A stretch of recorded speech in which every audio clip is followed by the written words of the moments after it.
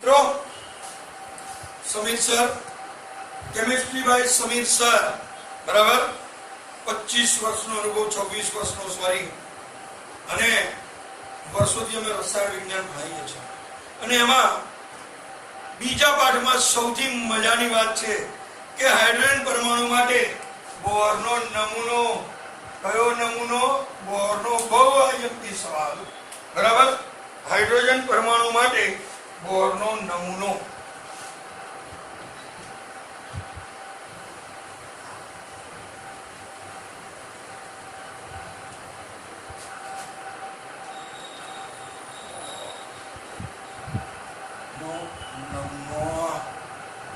Main સમજવાનો topic છે hydrogen પરમાણુ માટે બોરનો નમૂનો નિલ્સ બોર નામના વૈજ્ઞાનિકે બરાબર 1913 માં સૌ પ્રથમ હતા કે જેમને હાઇડ્રોજનના પરમાણુની રચના અને તેના વર્ણપટ સમજાવ્યા અને કીધું કે ક્વોન્ટમ યંત્રશાસ્ત્ર નતો આ સિદ્ધાંત પરંતુ પરમાણુની રચના અને વર્ણપટના મુદ્દાઓનું સમયીકરણ કરીને ઉપયોગી નીવડ્યો હતો. સમયીકરણ કરવામાં ઇન્ટર ઉપયોગી હવે સમજો બોર હાઇડ્રોજન પરમાણુ માટેનો નમૂનો એમાં પહેલી બોર આની અભિધારણા શું આપી અભિધારણા એ ભાઈને એમ થયું કે લાવો હું બોરની અભિધારણાઓ રજૂ કરું એટલે એને અભિધારણાઓ રજૂ કરી. હવે અભિધારણા મુજબ એને સૌથી પહેલી અભિધારણા સૌથી પહેલા શું કીધું કે હાઇડ્રોજન પરમાણુમાં રહેલા ઇલેક્ટ્રોન કેન્દ્રની આસપાસ વર્તુળાકાર પથમાં ગતિ કરે છે બરાબર ચોક્કસ ત્રિજ્યા અને ઉર્જા સાથે ફરે છે જેને આપણે શું કીધું કક્ષા. આ પથને આપણે શું કીધું કક્ષા. સ્થિર અવસ્થા અથવા માન્ય ઉર્જા અવસ્થાઓ કહેવાય. ફરી આ પથને કક્ષા સ્થિર અવસ્થા અથવા માન્ય અવસ્થાઓ કહે છે. એટલે કે હાઇડ્રોજન પરમાણુમાં રહેલો હાઇડ્રોજન પરમાણુમાં રહેલો ઇલેક્ટ્રોન ટૂંકમાં એટલે લખું છું જગ્યા છે કેન્દ્રની આસપાસ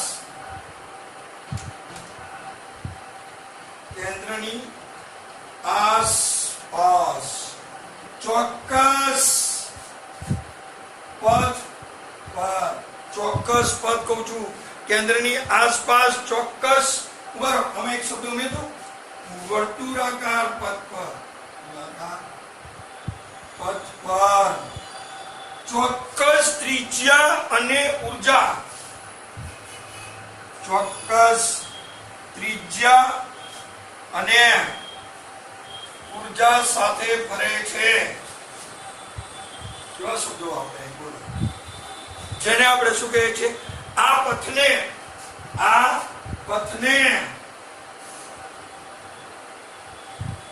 કક્ષા અથવા સ્થિર માન્ય અવસ્થા બરાબર કહે છે. અને આ કક્ષાઓ મેં પહેલા જ વાત કરી કેન્દ્રની આસપાસ સંકેન્દ્રિત થાય એટલે કે કેન્દ્રની આસપાસ સંકેન્દ્રિત રીતે ગોઠવાયેલી હોય. કોની આસપાસ કેન્દ્રની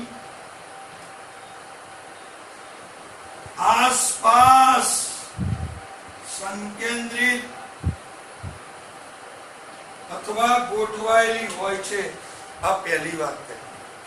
નંબર 2 એને એમ તો હું બીજો મુદ્દો કહું કે ભાઈ અમારે તો ભણવાનું છે શીખવાડવાનું છે. હવે સમજો બીજો મુદ્દો શું છે કક્ષામાંના ઇલેક્ટ્રોન ઉર્જા કક્ષામાંના ઇલેક્ટ્રોનની ઉર્જા સમયની સાથે બદલાતી નથી.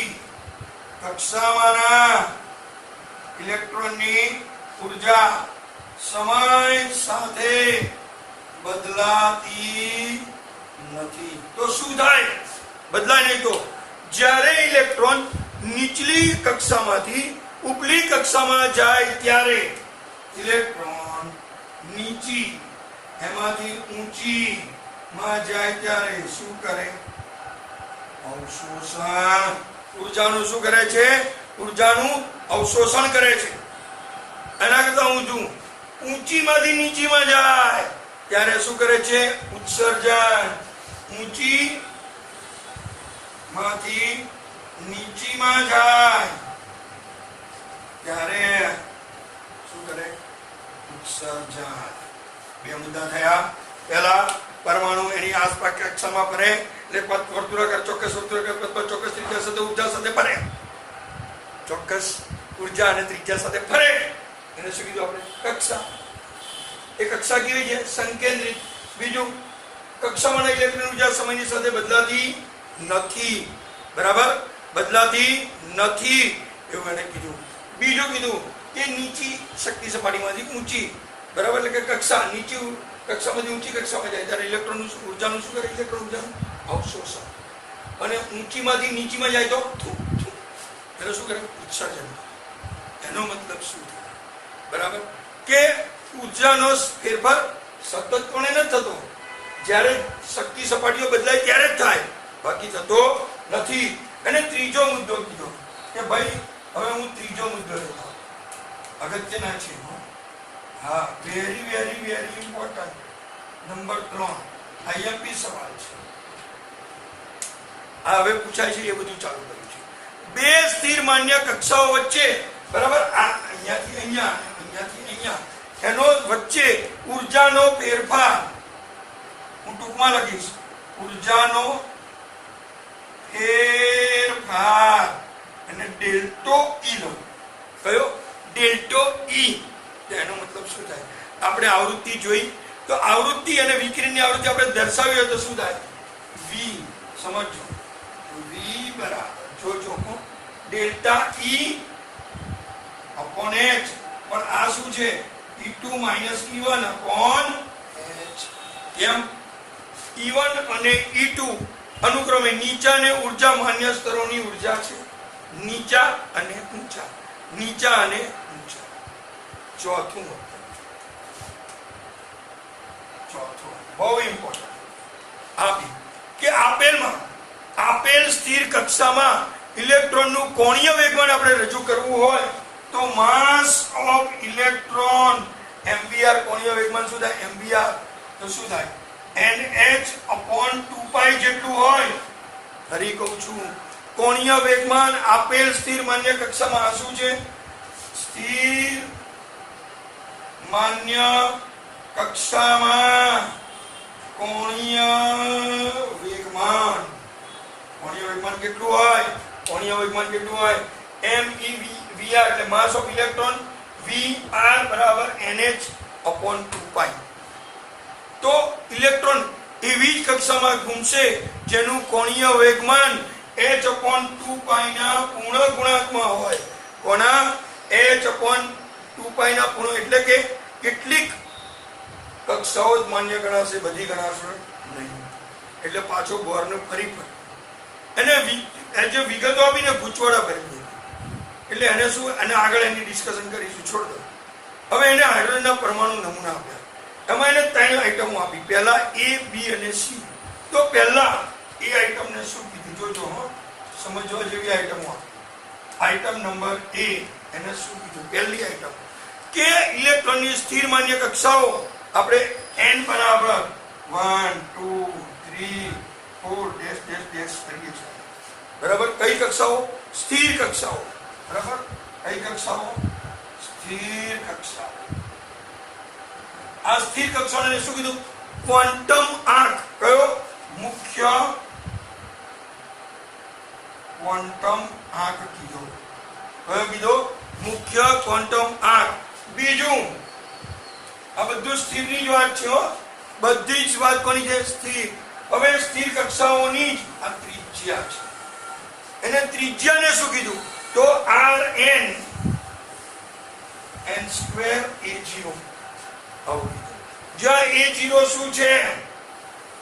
52.9 પિકોમીટર. 52.9 પિકોમીટર. તો આ પ્રથમ સ્થિર અવસ્થા ત્રિજ્યાને આપણે શું કહે છે? પ્રથમ સ્થિર અવસ્થા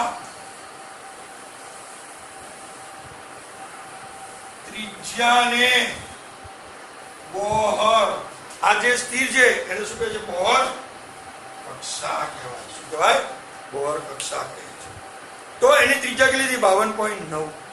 તો આનો મતલબ શું થયો કે હાઇડ્રોજન પરમાણુ આ કક્ષામાં જ મળી રહે, એને હોદવો હોય તો બીજે ક્યાંય ભટકવાની જરૂર નથી. તો આનો મતલબ n નું મૂલ્ય વધે તો r નું મૂલ્ય બી શું થાય? વધે. બરાબર? એટલે જેમ જેમ જો r સમજો, આ પહેલા આ પહેલી r છે, આ બીજો r છે, આ ત્રીજો r છે. સમજો n નું મૂલ્ય આ પહેલી કક્ષા, એટલે અહીંયાથી આટલું, પછી અહીંયા આટલું. બરાબર? એટલે અહીંયા આટલું. જેમ જેમ કક્ષાઓ વધતી જશે એમ ત્રિજ્યા વધતી જશે. n ની કિંમત વધે એટલે કક્ષાઓ વધે તો કેન્દ્રથી અંતર પણ શું થાય? વધે. કેન્દ્રથી અંતર શું થાય? વધે. તો પાછો ત્રીજો આવ્યો સી મેન આવ્યો. સી મેન એને શું કીધું ખબર કે ઇલેક્ટ્રોન સાથે સંકળાયેલ ખૂબ અગત્યનો એને ગુણધર્મો છે એવું કહી દીધું. તો સ્થિર માન્ય કક્ષા માટે એને એક સૂત્ર આપ્યું, En બરાબર -RH. RH એ રીડબર્ગ અચળાંક છે અને 1/n². હવે n બરાબર એને શું લીધું? n બરાબર 1 2 3 અને RH આ રીડબર્ગ અચળાંક છે તો શું લીધો? રીડબર્ગ જો 2.18 જેટલા અહીંયાની એટલા ઉપર 10 આને શું કીધું? રીડબર્ગ અચળાંક કીધું. હવે એને શું કર્યું ખબર? સ્થિર માન્ય કક્ષાઓની ગણતરી કરી n બરાબર 1 માટે. ધારો કે આ કિંમતમાં n બરાબર 1 મૂકો. ચાલો અહીંયા મૂકું છું, અહીંયા લખું છું. હા, અહીંયા આ સમીકરણમાં n બરાબર 1 મૂકો અહીંયા. તો En બરાબર -RH 1/1². હવે RH એટલે -2.18. બરાબર? ડાયરેક્ટ લખી ચાલશે ને? હા, તો અહીંયા લખી જ નાખો ગુણ્યા 10 ની -18 1/2 1 જ થાય એટલે 2 થઈ આવશે. એટલે શું થાય? -2.18 ગુણ્યા 10 ની -18. હવે n બરાબર 2 મૂકો તો -2.18 ગુણ્યા 10 ની -18 1/2². -2.18 ગુણ્યા 10 ની -18 એટલે 5 ચોક 20. 5 ચોક 20 બરાબર? એક વધ્યો ચોકું ચોકું 16 4 20 ગુણ્યા 10 ની -18 એટલે 5.45 માઇનસ ગુણ્યા 10 ની -19. બરાબર? તો આ રીતે એને જૂલ, આ જૂલ આટલે સુધી એને કર્યું. બરાબર? એટલે 3 મુદ્દા એને ક્લિયર કરી નાખ્યા. હવે આગળ જોઈએ તો અહીંયા આગળ લખીશું. એટલે આ જે બધું લીધું એ બધું શું કહ્યું? હાઇડ્રોજન પરમાણુની સ્થિર ઉર્જા સ્તર દર્શાવે. હવે સમજો કે એને બીજું કીધું કે જ્યારે ઇલેક્ટ્રોન કેન્દ્રની અસરથી મુક્ત હોય ત્યારે એની ઉર્જા શું લેવાની? 0. કેન્દ્રથી દૂર હોય. બરાબર? તો જો કેન્દ્રથી દૂર હોય, બહુ દૂર હોય તો n બરાબર આપણે શું લઈએ? ઇન્ફિનિટી. સમજો તો n બરાબર ઇન્ફિનિટી છે તો તેનો આયન હાઇડ્રોજન પરમાણુ કહે છે. તેને આયન થયેલો હાઇડ્રોજન પરમાણુ કહેવાય. જ્યારે ઇલેક્ટ્રોન કેન્દ્ર વડે આકર્ષાય તથા n કક્ષામાં હોય ત્યારે ઉર્જાનું શું કરે? ઉત્સર્જન થાય. ઉત્સર્જન થાય એટલે ઉર્જા ઘટે. આપણે અત્યારે દોડ્યા એમાંથી આપણે બધી ઉર્જા ઉત્સર્જન કરી તો આપણામાં ઉર્જા શું થાય? ઘટે છે. એટલે n બરાબર ઇન્ફિનિટી થાય. એટલે એને શું કર્યું કે d જો અહીંયા લખાય a b c, આ a, આ b, આ c લીધો. સમજો. હવે હું લઉં છું d માં શું કહે છે કે જ્યારે એક ઇલેક્ટ્રોન, સમજો હાઇડ્રોજન પરમાણુમાં એક જ ઇલેક્ટ્રોન છે, એ બોરના સિદ્ધાંતમાં એ આયનોને લાગુ પાડી શકાય તો શું થાય? He+1 Li+2 Be+3 એવી રીતે આયનો જોઈએ તો સ્પીસીસ થાય. એના કરતા આપણે સીધી વાત કરો તો En બરાબર શું થાય? જો En બરાબર આપણે જો આ વખતે બીજું ઉમેરીએ છીએ શું? Z² અને n² તો શું થાય? -2.18 ગુણ્યા 10 ની -18 Z²/n². આ એક ઉમેર્યું. બરાબર? અને આનું એકમ શું આવશે? જૂલ. જૂલવા દો. તો એનો મતલબ શું થયો? તો આપણે ત્રિજ્યાને કેવી રીતે દર્શાવી શકીએ? ત્રિજ્યાને જો દર્શાવી હોય તો શું થાય? Rn બરાબર આ એનર્જી, ઉર્જાની વાત. આ ઉર્જા અવસ્થાની આ કઈ છે? ત્રિજ્યા. બધું લખવા જઈશ તો લોચો પડશે. તો શું થાય? 52.9 n²/z cm. એટલે કે પિકોમીટર, સોરી આ પિકોમીટર થઈ ગયું. ઝેડ શું છે? પરમાણુ ક્રમાંક. એના મૂલ્યો હિલિયમ થી ચાલુ થાય. હિલિયમ, લિથિયમ 2 અને 3 છે. તો આ શું કહે છે કે ઉર્જા નું મૂલ્ય વધુ ઋણ બનતું જાય. ઝેડના જો આ ઝેડ વધે તો ઉર્જાનું મૂલ્ય કેવું થાય? વધારે સમજો, એટલે કે ઓછું. અને ત્રિજ્યાનું મૂલ્ય કેવું થાય? નાનું થાય. જેમ આ મોટો થાય એમ વ્યવહારિક છે. 1 વડે ભાગો તો આટલું જ રહેશે, 2 વડે ભાગો તો ઘટે મૂલ્ય, 3 વડે ભાગો તો ઘટે. તો આનો મતલબ એમ થાય કે ઇલેક્ટ્રોન કેન્દ્ર સાથે મજબૂતીથી બંધાયેલા હોય છે. ફરી ઝેડનું મૂલ્ય વધે, આરએનનું મૂલ્ય ઘટે. ઘટે ત્રીજાનું મૂલ્ય નાનું થાય. એનો મતલબ શું થયો કે ઇલેક્ટ્રોન કેન્દ્ર સાથે મજબૂતાઈથી બંધાયેલો છે. અહીંયા 1 વધે, પછી 2 મૂકો, 3 મૂકો, 4 મૂકો, તો આનું મૂલ્ય શું થાય? ઘટે. ધારો કે અહીંયા n છે 1, અહીંયા 2, 3, તો વધતું જ જશે ને, બરાબર? એટલા માટે અહીંયા 1 જ છે તો અહીંયા ઘટતું જશે. એટલે આ મોટું થાય તો આ ઘટે. નેક્સ્ટ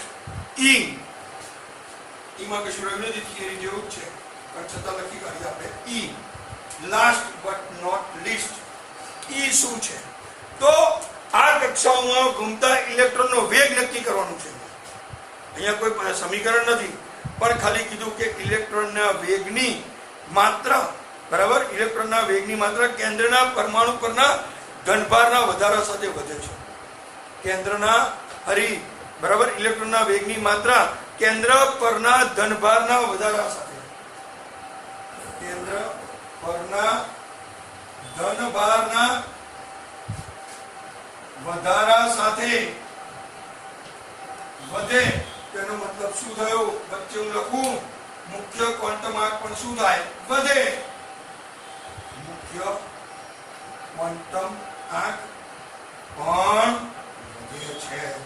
એવું કહે છે કે મુખ્ય ક્વોન્ટમ આંક પણ વધારા સાથે, મુખ્ય ક્વોન્ટમ આંક પણ વધારા સાથે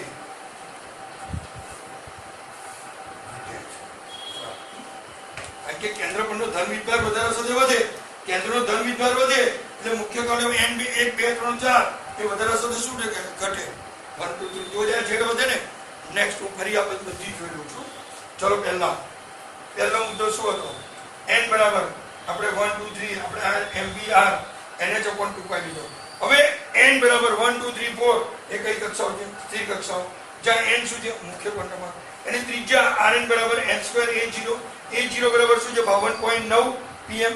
એટલે પ્રથમ સ્થિર અવસ્થાની ત્રિજ્યાને બોર કક્ષા કહે છે. નેક્સ્ટ En બરાબર -RH 1.h2. RH નું મૂલ્ય રીડબર્ગ અચળાંક 2.18 × 10⁻18. અહીંયા આગળ તમે En ની કિંમત મૂકો. n બરાબર 1 મૂકો તો 2.18, 2 મૂકો આ 19 અથવા જૂલ, બેમાંથી કોઈ બી જવાબ ચાલે. હવે En નું મૂલ્ય કેટલું કીધું? Z સાથે જો પરમાણુ ક્રમાંક સાથે -2.18 × 10⁻18 z² અને Rn કેટલી કીધી? 52.9 n²z². હવે Z નું મૂલ્ય વધે તો Rn નું મૂલ્ય ઘટે. એનો Z નું મૂલ્ય વધે તો Rn નું મૂલ્ય શું થાય? ઘટે. તો શું થાય? ઇલેક્ટ્રોન કેન્દ્ર સાથે મજબૂતીથી બંધાયેલો હોય છે એવું કહે છે. કેન્દ્ર પરના ધન વિદ્યુતભારના વધારાની સાથે જે વધે તો મુખ્ય ક્વોન્ટમ આંક પણ વધારા સાથે શું થાય? ઘટે છે. બરાબર.